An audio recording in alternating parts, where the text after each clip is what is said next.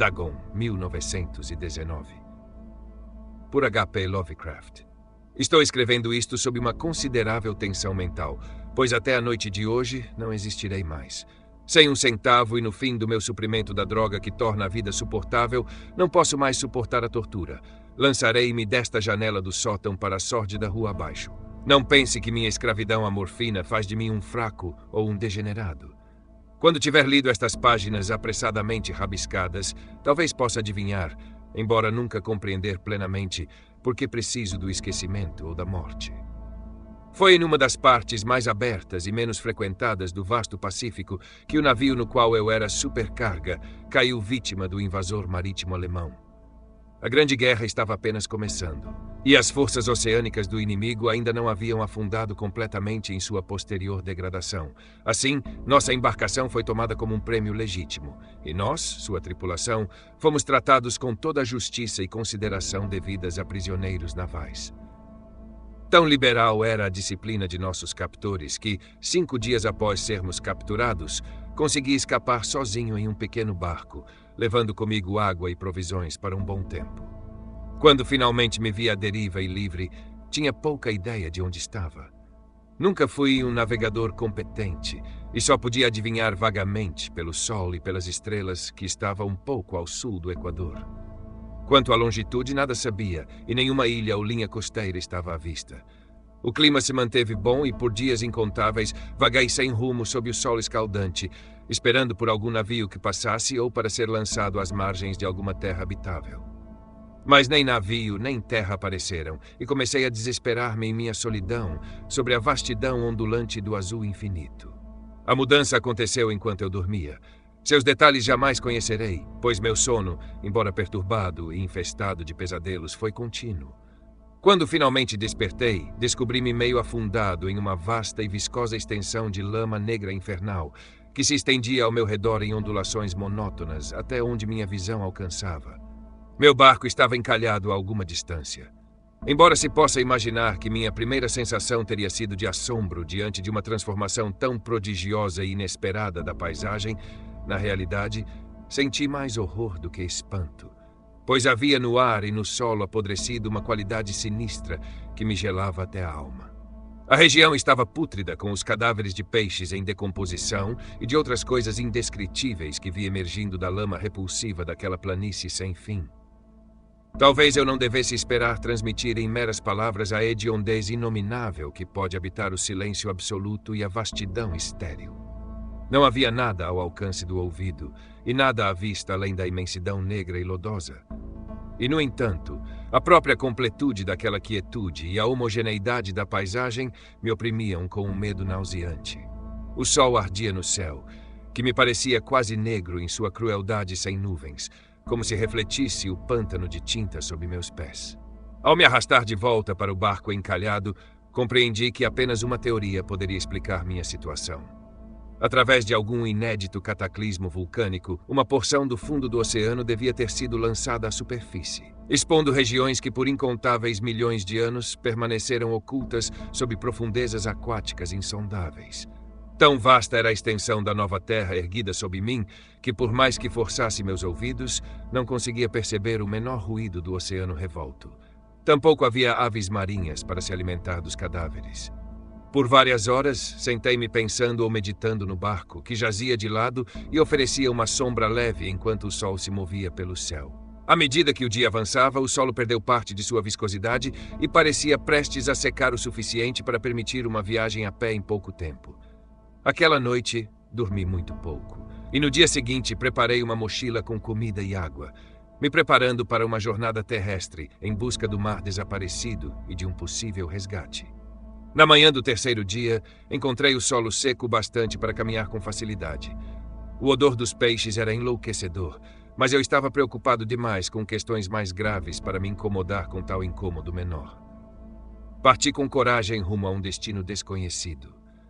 Durante todo o dia, avancei constantemente para o oeste, guiado por uma elevação distante que se erguia mais alto do que qualquer outra ondulação naquele deserto ondulante. Ao cair da noite, acampei e no dia seguinte continuei a caminhar em direção ao monte. embora ele parecesse tão distante quanto quando o avistei pela primeira vez. Na quarta noite, alcancei a base do morro, que se revelou muito mais alto do que aparentava à distância, pois um vale intermediário o destacava com maior nitidez do relevo ao redor. Cansado demais para escalá-lo, dormi à sua sombra. Não sei por que meus sonhos foram tão selvagens naquela noite, mas antes que a lua minguante e fantasticamente gibosa subisse muito acima da planície oriental, despertei suando frio, decidido a não mais dormir. As visões que tive eram insuportáveis demais para que eu as enfrentasse novamente. E à luz do luar, percebi o quão insensato fora viajar durante o dia. Sem o brilho escaldante do sol, minha jornada teria me custado menos energia. De fato, agora eu me sentia perfeitamente capaz de realizar a ascensão que me parecera impossível ao pôr do sol. Pegando minha mochila, iniciei a subida até o topo da elevação. Já mencionei que a monotonia ininterrupta da vasta planície ondulante era para mim uma fonte de horror indefinido. Mas creio que meu terror foi ainda maior quando alcancei o topo do monte e olhei para o outro lado, deparando-me com um abismo ou cânion imensurável, cujos recessos negros a lua ainda não havia subido o suficiente para iluminar. Senti-me à beira do mundo, espiando além da borda para um caos insondável de noite eterna. Em meio ao meu terror, ressoaram estranhas reminiscências de paraíso perdido e da hedionda escalada de Satanás pelos reinos informes das trevas. À medida que a lua ascendia no céu, comecei a perceber que as encostas do vale não eram tão verticais quanto eu imaginara. Saliências e afloramentos rochosos ofereciam apoios relativamente fáceis para a descida, e após uma queda de algumas centenas de metros, a inclinação tornava-se bem mais suave. Impelido por um ímpeto que não posso analisar com precisão, desci com dificuldade pelas rochas e parei na encosta mais amena abaixo, fitando as profundezas estígias onde nenhuma luz havia ainda penetrado. De repente, minha atenção foi capturada por um objeto vasto e singular na encosta oposta, que se erguia abruptamente a cerca de 100 metros à minha frente.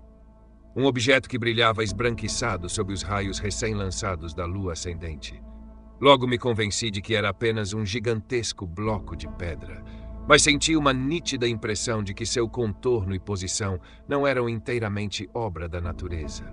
Uma inspeção mais atenta me preencheu com sensações impossíveis de expressar, pois apesar de sua imensa magnitude e de estar situado em um abismo que havia se aberto no fundo do mar desde que o mundo era jovem, percebi, sem sombra de dúvida, que o estranho objeto era um monólito bem talhado, cuja massa colossal havia conhecido a habilidade e talvez a adoração de seres vivos e pensantes. Atordoado e aterrorizado, mas não sem um certo arrepio de deleite próprio de um cientista ou arqueólogo, examinei meus arredores com mais atenção. A lua, agora próxima ao zênite, brilhava de forma estranha e vívida sobre os íngremes penhascos que cercavam o abismo, revelando que um extenso corpo d'água fluía em seu fundo, serpenteando para fora de vista em ambas as direções e quase lambendo meus pés enquanto eu permanecia na encosta.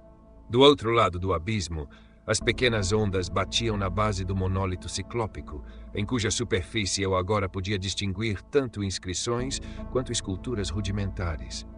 A escrita consistia em um sistema de hieróglifos desconhecido para mim, diferente de tudo que já havia visto em livros, compostos em sua maioria por símbolos aquáticos estilizados, como peixes, enguias, polvos, crustáceos, moluscos, baleias e outros seres semelhantes. Vários caracteres representavam, sem dúvida, criaturas marinhas desconhecidas pelo mundo moderno, mas cujas formas em decomposição eu havia observado na planície erguida do oceano. No entanto, foram os entalhes pictóricos que mais me deixaram hipnotizado. Visíveis com clareza através da água interposta, devido ao seu tamanho colossal, estavam uma série de baixos relevos cujos temas certamente despertariam a inveja de um Doré. Acredito que tais figuras pretendiam representar homens, ou ao menos um certo tipo de homens, embora as criaturas fossem retratadas nadando como peixes nas águas de alguma gruta submarina, ou prestando homenagem a um santuário monolítico que também parecia estar submerso. Sobre seus rostos e formas, não ouso falar em detalhes, pois a mera lembrança me faz sentir desfalecer. Grotescos além da imaginação de um Poe ou um Bulwer, eram diabolicamente humanos em seu contorno geral, apesar das mãos e pés palmados, dos lábios escandalosamente largos e flácidos, dos olhos vidrados e esbugalhados, e de outros traços ainda menos agradáveis de recordar. Curiosamente, pareciam ter sido esculpidos de maneira desproporcional em relação ao cenário de fundo, pois uma das criaturas era mostrada no ato de matar uma baleia que parecia ser apenas um pouco maior do que ela própria. Como mencionei, observei sua grotesca aparência e seu tamanho estranho, mas em um instante concluí que eram apenas os deuses imaginários de alguma tribo primitiva de pescadores ou marinheiros. Uma tribo cujos últimos descendentes haviam perecido eras antes do nascimento do primeiro ancestral do homem de Piltdown ou do Neandertal. Estupefato diante desse vislumbre inesperado de um passado além da concepção do mais audacioso antropólogo, permaneci ali, perdido em pensamentos, enquanto a lua lançava reflexos bizarros sobre o canal silencioso à minha frente. Então, de repente, eu o vi. Com apenas um leve borbulhar para marcar sua ascensão à superfície, a coisa emergiu das águas escuras. Imensa, ciclópica e repulsiva, disparou como um monstruoso pesadelo em direção ao monólito, ao qual enlaçou com seus braços escamosos e colossais, enquanto inclinava sua horrenda cabeça e emitia certos sons ritmados.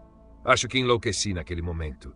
De minha frenética escalada pela encosta e pelo penhasco, e de minha jornada delirante de volta ao barco encalhado, lembro-me de pouco. Acredito que cantei bastante e ri de maneira estranha quando já não conseguia cantar. Tenho vagas recordações de uma grande tempestade em algum momento após ter alcançado o barco. De qualquer forma, sei que ouvi estrondos de trovões e outros sons que a natureza só emite em seus momentos mais selvagens. Quando despertei das sombras, encontrava-me em um hospital de São Francisco, levado até lá pelo capitão do navio americano que havia resgatado meu barco em pleno oceano. Em meu delírio eu falara muito, mas percebi que minhas palavras receberam pouca atenção. Meus salvadores nada sabiam sobre qualquer cataclismo ocorrido no Pacífico, e não julguei necessário insistir em algo que eu sabia que eles não poderiam acreditar. Certa vez, procurei um renomado etnólogo e diverti-o com perguntas peculiares sobre a antiga lenda filisteia de Dagon, o deus peixe. Mas logo percebi que ele era irremediavelmente convencional e não insisti em meus questionamentos. É à noite, especialmente quando a lua está gibosa e minguante, que eu vejo a coisa. Tentei a morfina, mas a droga trouxe apenas um alívio passageiro e me lançou em suas garras como um escravo sem esperança. Assim, agora estou prestes a pôr fim a tudo, tendo escrito este relato completo para a informação ou para o desprezível divertimento de meus semelhantes. Frequentemente me pergunto se tudo não teria sido apenas um delírio, um simples devaneio febril enquanto eu jazia, golpeado pelo sol e delirante, no bote à deriva, após minha fuga do couraçado alemão. Faço essa pergunta a mim mesmo, mas sempre me vem em resposta uma visão horrivelmente vívida. Não consigo pensar no mar profundo sem estremecer diante das coisas inomináveis que, neste exato momento, podem estar rastejando e debatendo-se em seu leito lodoso, adorando seus antigos ídolos de pedra e esculpindo suas detestáveis imagens em obeliscos submarinos de granito encharcado. Eu sonho com um dia em que eles possam emergir das ondas para arrastar, com suas garras fétidas, os restos da humanidade frágil e exausta pela guerra, um dia em que a terra afundará e o escuro leito do oceano se erguerá em meio a um pandemônio universal. O fim está próximo. Ouço um ruído na porta, como se um imenso corpo escorregadio se chocasse contra ela. Ele não vai me encontrar, Deus. Aquela mão. A janela! A janela!